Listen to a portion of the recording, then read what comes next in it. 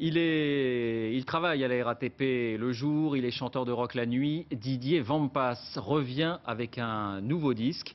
Les Wampas, vous ne connaissez peut-être pas leur nom, mais ils s'étaient rendus célèbres avec l'une de leurs chansons à propos de Jacques Chirac. Christophe Hérault, Mathieu Drejoux.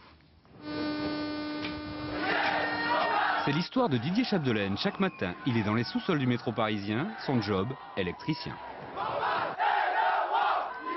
Mais le soir venu, il est Didier Wampas, le roi du rock'n'roll français. C'est le roi, tout le monde le sait.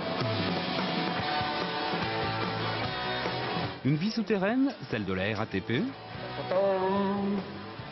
Ça fait 25 ans, j'ai commencé en même temps que les Wampas, la RATP à peu près. Et une vie de musicien sillonnant le monde de scène en scène. Une dizaine d'albums, d'un punk potache et allumé, quelques tubes.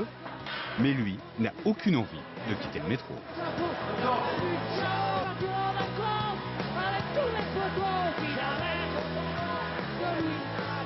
Je préfère continuer à vivre cette vie et être libre dans ma musique. Faire ce que je veux, pas dépendre des programmateurs radio ou des maisons de disques pour vivre. Dernière pochette, dernière provoque, le groupe signe dans une grande maison de disques et tout de suite se paye la tête de leur nouvel employeur.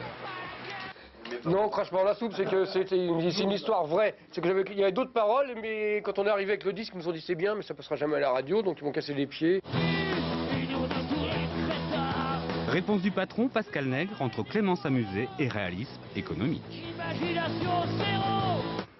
Bah, écoutez, si Universal tout à coup les inspire, tant mieux. Après, quel est le futur de Wampas chez Universal?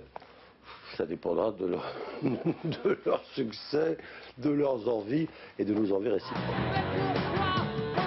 Leur dernier album s'appelle Les Wampas sont la preuve que Dieu existe, c'est pas sûr, mais ce qui est certain, c'est qu'ils prouvent que le rock'n'roll est toujours vivant.